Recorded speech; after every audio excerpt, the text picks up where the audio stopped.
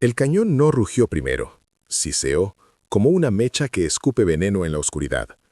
Entonces, la noche se volvió blanca, y una columna francesa al pie de la cresta simplemente se dobló. No retrocedió, no se retiró, se dobló. Los hombres se desplomaron como si alguien hubiera cortado los hilos de un ejército títere. A 800 metros, se suponía que estaban a salvo. A 800 metros, los oficiales franceses se rieron de los artilleros españoles.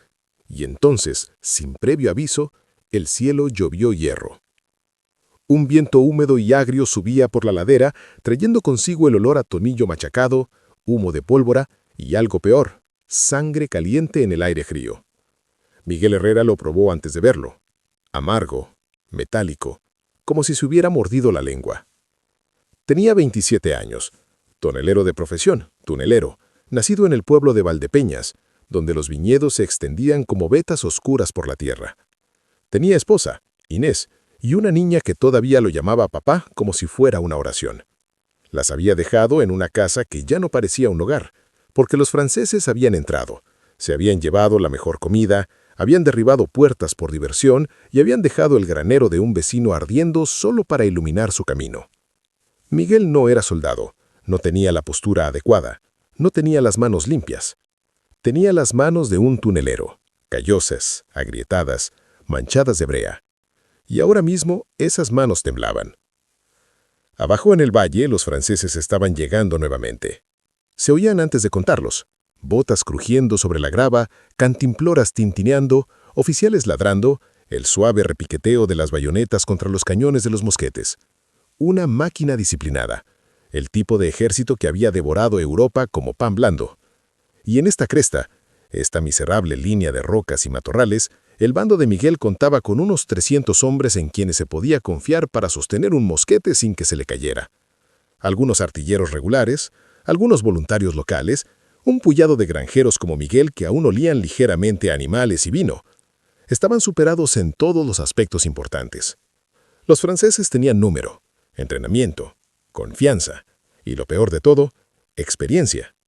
Ya habían aplastado a las fuerzas españolas en combate abierto, con demasiada frecuencia. Miguel había oído susurrar los nombres como maldiciones. Tudela, Uclés, Medellín, pueblos donde las líneas españolas se rompían y huían, donde la caballería francesa abatió a los hombres como cazadores a conejos. Y aún así, los oficiales franceses actuaban como si esto ya estuviera hecho, como si la cresta les perteneciera, como si los españoles fueran un fastidio. Un oficial francés, alto, refinado, sentado como un caballo como si hubiera nacido soldado a una silla de monter, levantó un catalejo y señaló. Miguel lo vio sonreír. Incluso vio el destello blanco de sus dientes. Se reían de las armas. Los cañones españoles en la cresta eran pequeños, piezas ligeras de campaña, de esas que parecían casi infantiles comparadas con las pesadas baterías francesas. La mayoría eran modelos antiguos, algunos capturados, otros reparados demasiadas veces. Los franceses amaban los cañones grandes, adoraban la artillería concentrada, creían en aplastar el campo de batalla bajo hierro como un herrero martilla un clavo. España no tenía ese lujo. España tenía escasez, líneas de suministro interrumpidas y un campo que luchaba con todo lo que podía contener. Miguel tragó saliva con dificultad y se limpió la palma de la mano en el pantalón, manchándose de sudor y carbón. La arma que tenía a su lado, con el cañón oscuro y el metal frío, parecía una broma comparada con lo que se avecinaba. Esa fue la humillación. Esa es la sensación que tienes cuando alguien más grande entra en tu espacio y ni siquiera necesita gritar, porque sabe que ya crees que eres más pequeño. Miguel giró ligeramente la cabeza y vio a Rafael Moya observándolo. Rafael tenía 42 años, un veterano canoso que había servido antes de que la guerra desgarrara España. Artillero, con una cicatriz en una ceja y sin la punta de un dedo en la mano izquierda. Tenía la calma de quien ya ha oído pasar balas de cañón lo suficientemente cerca como para ceferse el pelo. Rafael se inclinó para que solo Miguel pudiera escucharlo por encima del viento. «Deja de mirarlos como si fueran fantasmas», dijo. «Sangran igual». Miguel intentó reír. Le salió una tos seca. La mirada de Rafael se posó en las manos de Miguel. «¿Estás temblando?» Miguel quiso mentir. Su orgullo intentó alzarse, pero su miedo era más fuerte. «Sí», admitió. Rafael asintió como si fuera normal, como si el miedo fuera solo otra herramienta que limpiar. «Bien», dijo, «significa que entiendes lo que viene. Ahora escucha, hoy vas a hacer algo que el reglamento dice que no debes hacer». Miguel se quedó mirando. «¿Qué?». Rafael no respondió inmediatamente. Miró al comandante. A lo alto de la cresta, cerca de un grupo de hombres inclinados sobre un mapa rudimentario, se encontraba el hombre que había decidido jugar con lo prohibido. El general Francisco Javier Castaños era uno de los nombres en que España confió en esos primeros meses desesperados. Metódico, tenaz, intentando mantener unido a un ejército con hilos. Pero hoy, la decisión no era solo de él, era del capitán de artillería. Y el capitán de artillería, un oficial veterano con hollín en los cuiños y la boca temblecada, era el tipo de hombre que había aprendido que la doctrina no te mantiene vivo. La adaptación sí. Cerca de Miguel había otro chico, más que un niño, llamado Tomás, 19 años, de una aldea cercana. Tomás se había voluntariado con una sonrisa hace una semana y desde entonces parecía enfermo. Era el recluta nervioso, el que hacía chistes en el momento menos oportuno porque el silencio lo hacía pensar demasiado. Tomás se inclinó hacia Miguel y le susurró: «¿Crees que pueden vernos temblar desde allá abajo?». Miguel resopló, a su pesar. «Si pueden, lo disfrutarán». Tomás tragó saliva e intentó sonreír, pero sus labios apenas se movieron. Los franceses avanzaron en columna, densos, orgullosos, moviéndose como una espada. Sus escaramuzadores se desplegaron como insectos. La caballería ligera se desplazó por los flancos, lista para perseguir a cualquiera lo suficientemente insensato como para huir. Y entonces, Rafael metió la mano en una pequeña bolsa y sacó algo que parecía inofensivo. Una mecha de madera, una cerilla lenta, diseñada para proyectiles. Miguel frunció el ceño. «¿Qué es eso?». Rafael lo interrumpió. «Este es el secreto, este es el pecado». Miguel lo miró con más atención. «¿Un fusible?». Rafael asintió. «Una mecha de tiempo, diseñada para cortarse a una longitud determinada para que el proyectil explote en el terreno correcto». A Miguel se le encogió el estómago. Había oído hablar de proyectiles, había oído hablar de obuses que lanzaban hierro hueco que estallaban en fragmentos. Pero también sabía algo más. Las espoletas temporizadas no eran fiables. Ardían demasiado rápido con el viento, demasiado lento con la humedad, y a veces se apagaban por completo. Y entonces Rafael lo dijo, en voz baja, como si se estuviera confesando en la iglesia: «Lo vamos a cortar mal». Miguel parpadeó. «¿Te equivocas?». La voz de Rafael se endureció. «Las longitudes reglamentarias, las tablas de medidas, están hechas para la pólvora perfecta, las mechas perfectas, las condiciones perfectas. Nosotros no tenemos la perfección. Tenemos franceses subiendo una ladera creyéndose intocables a 800 metros». Miguel volvió a mirar hacia la loma. 800 metros. La distancia importaba porque la mayoría de los hombres no podían acertar con mosquetes a esa distancia. Incluso los proyectiles de artillería podían rebotar o atravesar huecos si la estimación de la distancia era errónea. Los franceses creían que estaban fuera de la zona de ataque de cualquier arma que España pudiera apuntar con precisión. Rafael golpeó la mecha entre sus dedos. «Un proyectil que explota demasiado pronto es inútil», dijo. «Un proyectil que explota demasiado tarde es un detonante en el suelo. Así que los oficiales de seguridad les dicen que corten las mechas con cuidado, que midan, que obedezcan». Se inclinó más cerca. Miguel podía oler sudor y humo viejo en él. «Pero si lo cortas más corto de lo que permite la doctrina», susurró Rafael, «y si inclinas la pieza en el ángulo justo, puedes hacer que explote en el aire sobre una columna. No cuando lo indique el libro, cuando tú quieras». A Miguel se le secó la boca. «¿Está permitido?». La risa de Rafael fue silenciosa y desagradable. «Permitido», señaló con la cabeza hacia el valle. «Se permitió cuando quemaron Córdoba, se permitió cuando fusilaron a civiles en Madrid después del levantamiento. Si quieres que te digan permitido, pregúntales a ellos». Miguel sintió la ira crecer, ardiente y aguda, porque en su mente se imaginó a su hija llorando cuando los soldados franceses patearon la puerta y se reían. Apretó la mandíbula tan fuerte que le dolieron los dientes. Rafael lo vio. Puso una mano sobre el hombro de Miguel, pesada, firme. «Esa ira es útil», dijo, «pero no la malgastes temblando, úsala cargando». Miguel volvió a mirar la mecha. Algo en ella lo aterrorizaba. No era una espada heroica, ni siquiera era un arma.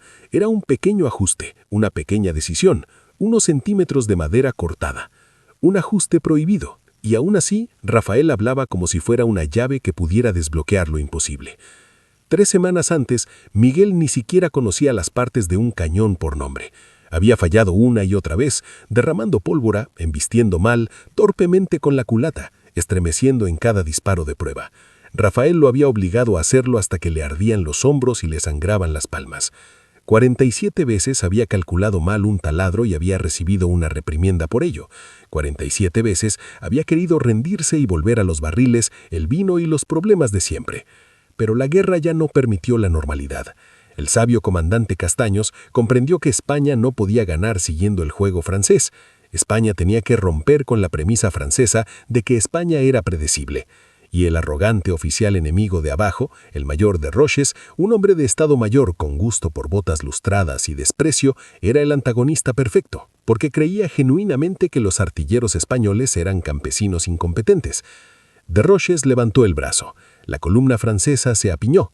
Los dramores resonaron. El sonido resonó colina abajo como un latido.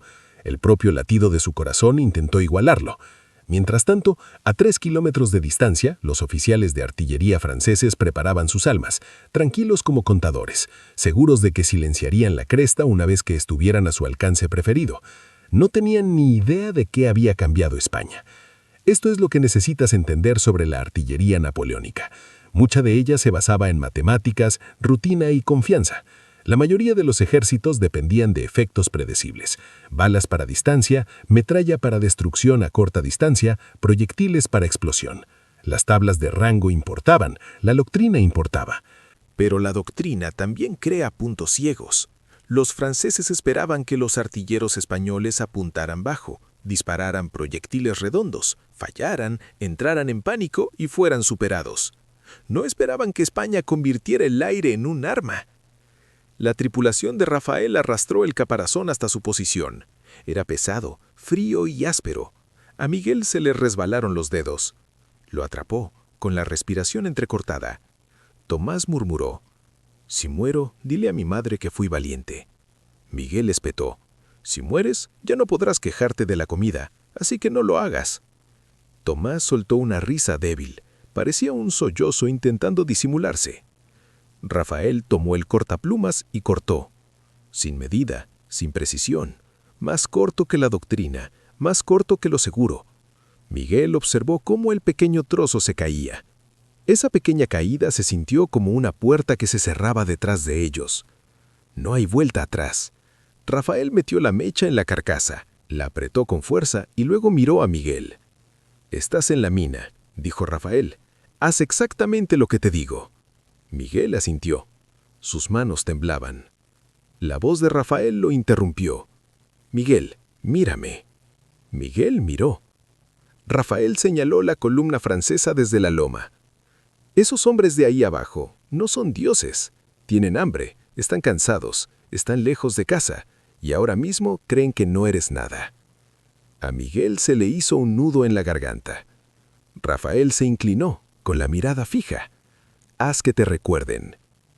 El primer disparo francés llegó desde abajo, una explosión lejana, y una bala silbó sobre sus cabezas, arrancando las hojas de un árbol que tenían detrás. Alguien gritó. Una mula chilló. Salpicaron tierra y astillas. Miguel se estremeció tan fuerte que se odió a sí mismo. Rafael no se inmutó absolutamente. «Ahora», dijo Rafael. El cañón español disparó. El retroceso del cañón golpeó hacia atrás. Una humareda explotó a su alrededor, acre y punzante. A Miguel le zumbaron los oídos al instante. El olor era denso y aceitoso, como a huevos quemados y metal. El trabajo de Miguel fue inmediato. Metió la esponja húmeda en el barril, girando, empujando, rezando para no perder una brasa y convertir a toda la tripulación en una bola de fuego. Su hombro gritaba, sus manos resbalaban. Rafael le gritó y él corrigió, más rápido. Cargaron de nuevo. Pólvora, fajo, proyectil. Miguel vio la mecha, corto, mal. Rafael apuntó, no al suelo, ni a los pies del enemigo, un poco más arriba. La columna francesa seguía avanzando. De Roches, el arrogante oficial, miró por el catalejo y volvía a reír, visible incluso desde la distancia por su actitud despreocupada, como si estuviera viendo una obra de teatro. Rafael tocó el respiradero con el linstock. El segundo disparo salió. Un latido. 2. Los ojos de Miguel siguieron la concha como una mota oscura contra el cielo pálido. Entonces, una grieta en el aire, como si el cielo rompiera un hueso. El proyectil explotó por encima de la columna francesa, no en el suelo, no inofensivamente, por encima de ellos. Fragmentos de hierro fueron proyectados hacia abajo en forma de un cono brutal. Desde la cima, Miguel vio el efecto como si alguien hubiera vertido agua sobre hormigas. Las primeras filas se sacudieron, los hombres cayeron, la columna dudó, sin comprender. Un caballo se encabritó y cayó de lado, coceando. Y entonces el sonido les llegó. Gritos, disparos de mosquete dispersos, oficiales gritando para restablecer el orden. Los franceses esperaban balas de cañón españolas.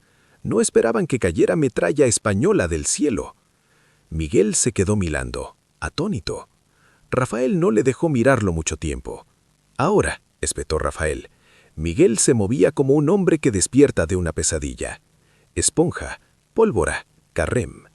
El sudor le corría por la espalda, frío con el viento. Sus manos empezaron a errar donde la cuerda y la madera le rozaban la piel hasta dejarla en carne viva. No se detuvo.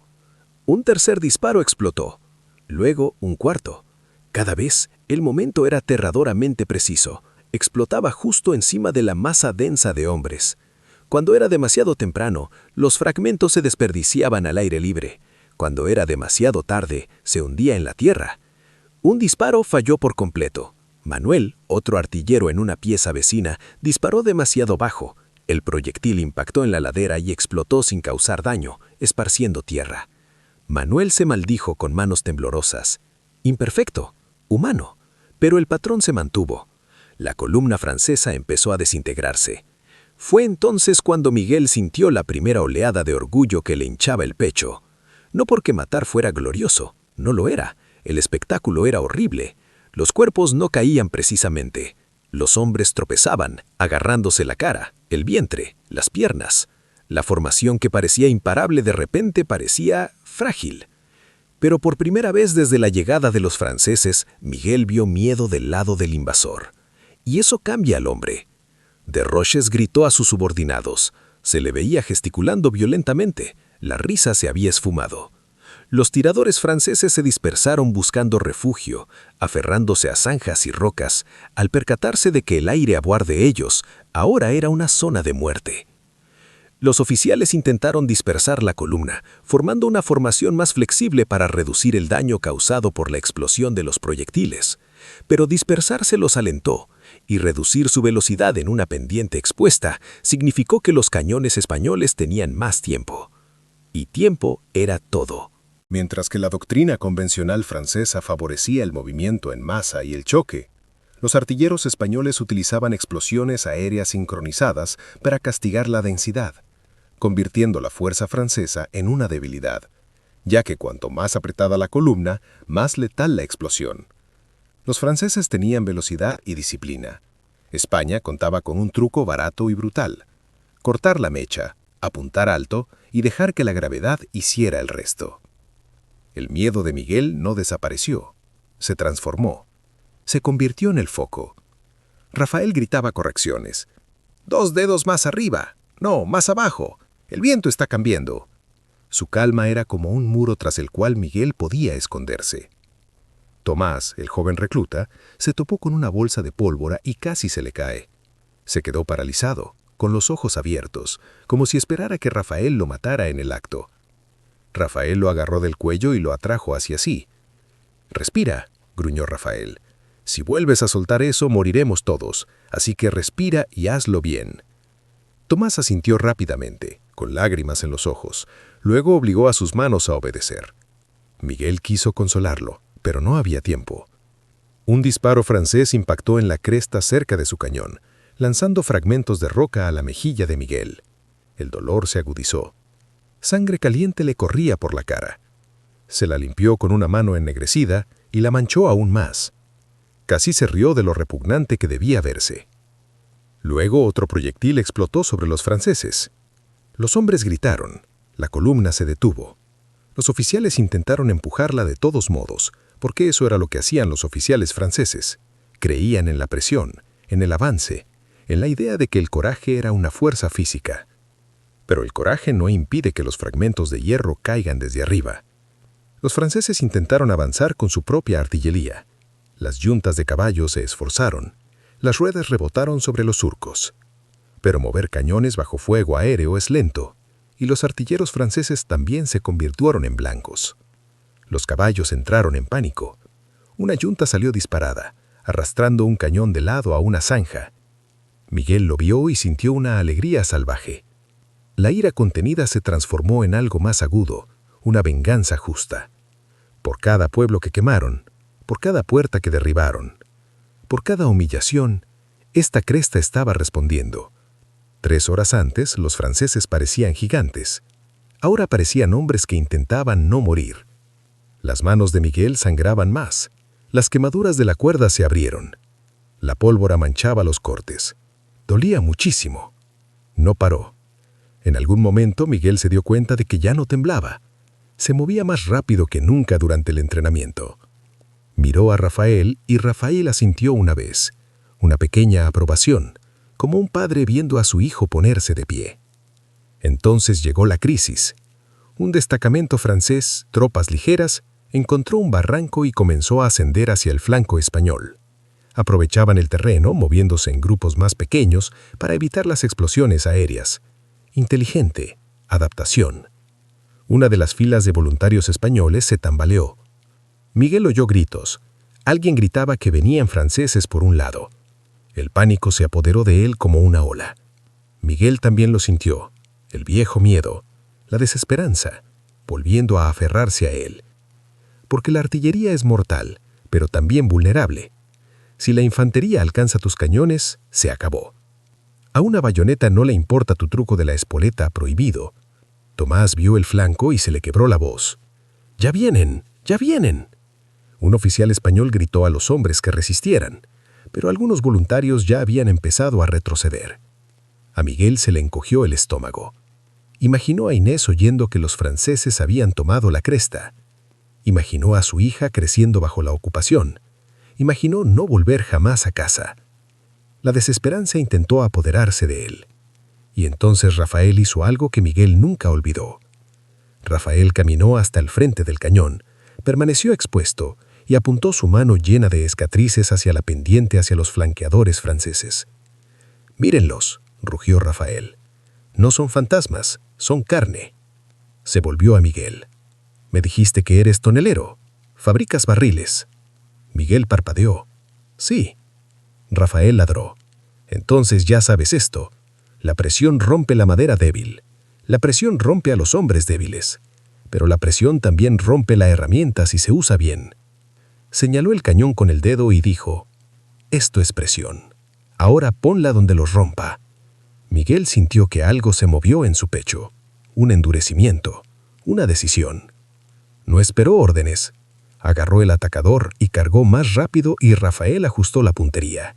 No hacia la columna principal ahora, sino hacia el barranco y el camino del flanco.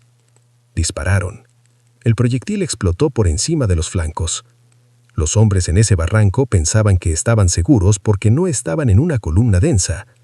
Pero la explosión aún los destrozó, y los ricos atraparon los fragmentos, haciéndolos rebotar como cuchillos en una caja. El ataque del flanco francés flaqueó. Los voluntarios españoles lo vieron. Vieron caer a los franceses. Vieron al invencible sangrar de nuevo.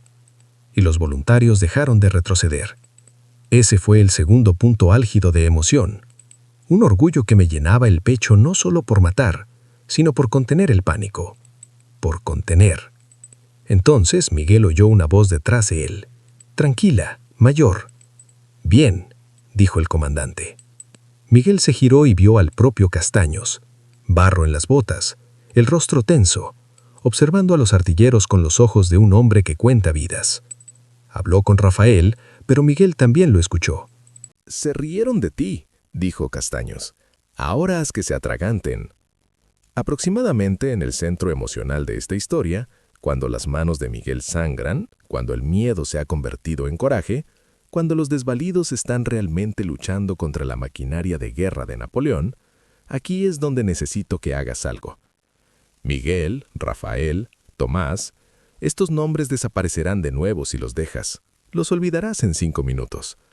Pero si no le das a me gusta ni te suscribes, el algoritmo de YouTube también lo olvidará. Decidirá que no vale la pena mostrar esta historia. Tu elección, mantener con vida a estos luchadores olvidados o dejarlos desaparecer para siempre. Un me gusta es un saludo. Suscríbete para no perderte estas historias ocultas. Y comenta saludo si crees que merecen ser recordadas. La batalla no terminó con un truco ingenioso. Los franceses no eran tontos. Empezaron a dispersarse, a cubrirse, a enviar escaramuzadores para hostigar a los cañones. El fuego de mosquetes franceses empezó a acercarse. Las balas cortaban hojas. Una se estrelló contra la rueda de madera de la cureña de Miguel con un golpe sordo que lo hizo estremecer de nuevo. Tomás gritó cuando una bala le rozó la manga. «¡Era mi brazo! ¡Era mi brazo!». Miguel gritó medio riendo, medio aterrorizado. «¡No fue tu brazo! Deja de donar tu alma antes de tiempo». La risa temblorosa de Tomás volvió a salir. Un alivio cómico, pero frágil, porque era real. Un oficial francés intentó reunir a sus hombres para una embestida. Miguel vio que levantar una espada y blandirla como si la ira pudiera doblegar la física. Rafael murmuró: «Intentarán un último empujón. Siempre lo hacen». Miguel apretó la boca. Le dolían los hombros. Tenía los antebrazos acalambrados. Le escocía la mejilla donde la roca lo había cortado.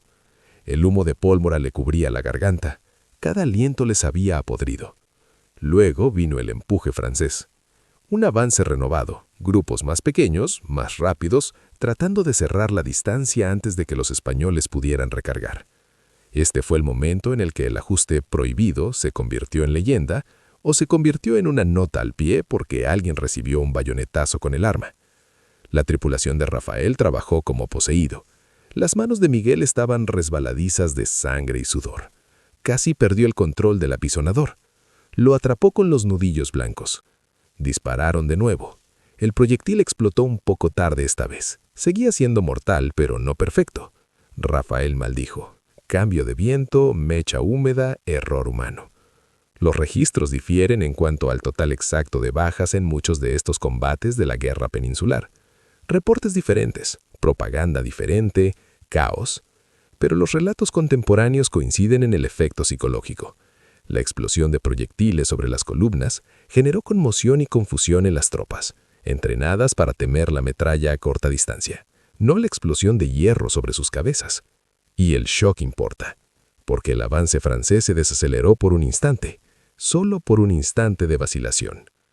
Ese latido dio tiempo a la infantería española de disparar salvas, dio tiempo a los voluntarios de recuperar el coraje, dio un respiro a la cresta. Y entonces el oficial francés de Roches cometió su error fatal. Cabalgó adelante, más cerca de lo necesario, intentando imponer su voluntad, intentando avergonzar a los hombres para que avanzaran. Miguel vio que Rafael lo miraba. Rafael no sonrió, no celebró. Él simplemente ajustó la elevación un poco y dijo: «¡Ay!». Miguel cargó. Rafael disparó. El proyectil explotó por encima del grupo de Roches. El caballo cayó primero, las patas dobladas, y Roches desapareció entre humo y gritos. A Miguel se le revolvió el estómago. No porque el oficial enemigo mereciera clemencia. Miguel no se sentía misericordioso, sino porque ver la confianza de un hombre destruida en un instante es aterrador. Le recordó lo delgada que es la línea entre la vida y la muerte. La línea francesa se rompió. No fue una retirada ordenada, fue un verdadero escape. Hombres corriendo cuesta abajo, tropezando, arrastrando heridos, dejando atrás sus mosquetes. En la cresta, los voluntarios españoles empezaron a gritar un triunfo entrecortado e incrédulo. Miguel se quedó ahí un segundo tambaleándose, sin saber si sus piernas seguían siendo suyas. Los sonidos le zumbaban tanto que el mundo parecía lejano, como si estuviera bajo el agua. Rafael agarró el hombro de Miguel y lo sacudió una vez fuerte. «Lo hiciste», dijo Rafael. Miguel parpadeó y sintió un nudo en la garganta. «Hice lo que me dijiste», logró decir Miguel. La mirada de Rafael se suavizó un poco. «No», dijo, «hiciste lo que tú decidiste». Miguel miró ladera abajo. El humo flotaba. Había cadáveres esparcidos, los heridos franceses se arrastraban, los españoles, algunos vitoreando, otros vomitando, otros llorando, se movían entre las rocas. Miguel sintió el tercer pico emocional, el que le apretaba la garganta. Porque la victoria no borra la derrota. Un niño español yacía cerca de otra pistola, pálido, con la mirada perdida. Alguien lo cubrió con un abrigo. Otro hombre estaba sentado contra una roca, sujetándose el abrazo y susurrando oraciones con los dientes apretados. Miguel pensó en Inés, pensó en el rostro de su hija, pensó en lo cerca que había estado de no volver a verlas. Cayó de rodillas, repentinamente exhausto, más allá de lo que jamás había sentido. Tenía las manos hechas pedazos, quemaduras de cuerda, pólvora, sangre. Las miró como si pertenecieran a otra persona. Rafael se acuchilló a su lado. «Recordarás este dolor», dijo Rafael. «Significa que estás vivo». Tras el incidente, los oficiales españoles intentaron contabilizar lo sucedido. En aquella época, la contabilidad del campo de batalla era confusa. Muertos trasladados, heridos trasladados, informes exagerados, minimizados y politizados. Pero varias cosas eran innegables. Los franceses habían sido detenidos por una fuerza de la que se habían burlado. La cresta había resistido, y el método, el corte de mecha incorrecto, la sincronización de la explosión en el aire, había funcionado lo suficiente como para hacer añicos un avance profesional. Los comandantes franceses escribieron con amargura sobre España durante aquellos años, no siempre con citas textuales que se conservan limpias, sino con el tono de frustración presente en despachos y memorias. Esta no fue la campaña fácil que esperaban. España no siempre ganaba batallas abiertas, pero seguía inventando maneras de encarecer la certeza francesa. Esta es la versión del siglo XIX de una startup que humilla a un gigante tecnológico. Los franceses tenían la maquinaria militar industrial, los sistemas estandarizados, las mejores prácticas. España tuvo una innovación desesperada, y la desesperación no pide permiso. Estratégicamente, luchas como esta, junto con importantes puntos de inflexión como la conmoción de Bailén, la primera derrota en campo abierto de un ejército napoleónico en 1808, alimentaron la verdad más amplia. La Guerra de la Independencia se convertiría en una herida sangrante para el imperio de Napoleón, drenando tropas, dinero y tiempo mientras la resistencia y los ejércitos aliados se fortalecían. Miguel no sabía nada de eso en ese momento. Todo lo que Miguel sabía era que la cresta todavía era española. Más tarde encontró a Tomás, sentado con la espalda contra una rueda, con el rostro manchado de hollín y los ojos abiertos y aturdidos. Tomás miró hacia arriba y dijo: «Creo que he envejecido 10 años». Miguel soltó una breve risa que se convirtió en algo parecido a un sollozo. Rafael pasó junto a ellos, cojeando ligeramente. Miguel se dio cuenta de que le habían dado, quizá una astilla, quizá un fragmento. Rafael ni siquiera lo había mencionado. Miguel gritó: «Rafael, ¿estás herido?». Rafael miró atrás y, por primera vez, su voz sonó cansada. «Todos estamos heridos», dijo. «La pregunta es si estamos destrozados». Miguel lo vio alejarse y sintió una opresión en el pecho, una mezcla de orgullo y temor, porque sabía que este no era el final. Los franceses volverían, siempre lo hacían. Y ese ajuste prohibido, ese fusible mal cortado, la sincronización de la explosión en el aire, había funcionado lo suficiente como para hacer añicos un avance profesional. Los comandantes franceses escribieron con amargura sobre España durante aquellos años, no siempre con citas textuales que se conservan limpias, sino con el tono de frustración presente en despachos y memorias. Esta no fue la campaña fácil que esperaban. España no siempre ganaba batallas abiertas, pero seguía inventando maneras de encarecer la certeza francesa. Al final del día, Miguel se paró en la cresta y miró hacia el oeste donde el cielo se tornaba morado. El humo flotaba a baja altura en el valle. Los cuervos ya volaban en círculos. Se imaginaba volver a casa, tocar el cabello de su hija, ver los ojos de Inés. Entonces imaginó nuevamente unas botas francesas en su puerta. Su mandíbula se tensó. Él ya no era tonelero. No solo eso, era un hombre que había visto sangrar a gigantes, y él sabía en el fondo que la guerra recién había comenzado. Esta batalla terminó, pero la historia de Miguel Herrera no. Lo que ocurrió 3 meses después conmocionó incluso a los oficiales franceses que creían haberlo visto todo. Lo revelaré en el próximo video, pero solo los suscriptores recibirán la notificación. Comenta parte 2 si quieres la historia completa.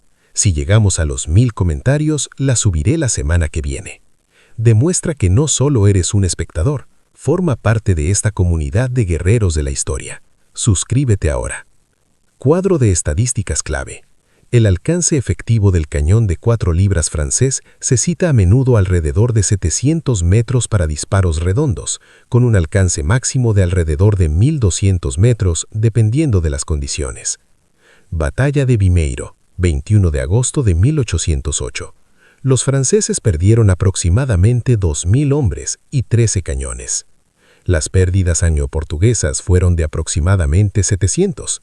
Batalla de Bailén, 16 al 19 de julio de 1808, a menudo citada como la primera derrota en campo abierto de un ejército napoleónico. Los informes incluyen aproximadamente 17.000 franceses capturados. Miguel, Rafael, Tomás. Estos nombres desaparecerán de nuevo si se lo permites. Los olvidarás en 5 minutos. Pero si no le das a me gusta, no te suscribes, el algoritmo de YouTube tampoco lo olvidará. Decidirá que esta historia no vale la pena mostrarla a otros.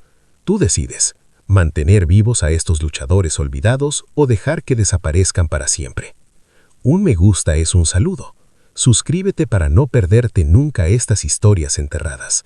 Y comenta saludo si crees que merecen ser recordadas. Esta batalla terminó, pero la historia de Miguel Herrera no. Lo que ocurrió 3 meses después conmocionó incluso a los oficiales franceses que creían haberlo visto todo. Lo revelaré en el próximo video, pero solo los suscriptores recibirán la notificación. Comenta parte 2 si quieres la historia completa. Si llegamos a los 1000 comentarios, la subiré la semana que viene. Demuestra que no solo eres un espectador, forma parte de esta comunidad de guerreros de la historia. Suscríbete ahora. Fuentes históricas. Resumen de la batalla de Vimeiro. Fecha, fuerzas y cifras de bajas. Resumen de la batalla de Bailén.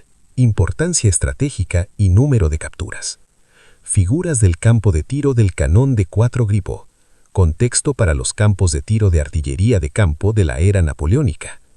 3 meses después del combate en la cresta, la unidad de Miguel recibió la orden de avanzar de noche con las armas desmanteladas, porque un mariscal francés había dado una nueva y brutal orden. Sin piedad para los irregulares, sin negociación con bandidos. Miguel sería capturado una vez, y lo que sucedió después obligó incluso a los veteranos franceses a admitir que España había inventado un nuevo tipo de guerra. Comenta parte 2 si quieres saber el momento en que Miguel pasa de ser un sobreviviente a una leyenda.